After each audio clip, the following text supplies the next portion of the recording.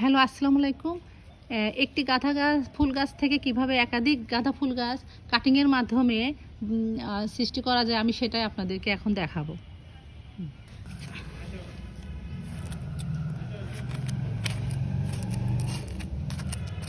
এখানে অবশ্যই এই গিট পর্যন্ত, এখানে এই গিট মাটির নিচে গিট পর্যন্ত লাগিয়ে দিতে হবে। আমি আরেকটা দেখাই। এই যে গিট, গাছের যে গিট দেখা যাচ্ছে, এই গিট যে কোনো এই এক গিটটা মাটির নিচে থাকতে হবে, মাটির নিচে থাকতে হবে। এই গিট থেকে এর শিকড় বের হবে।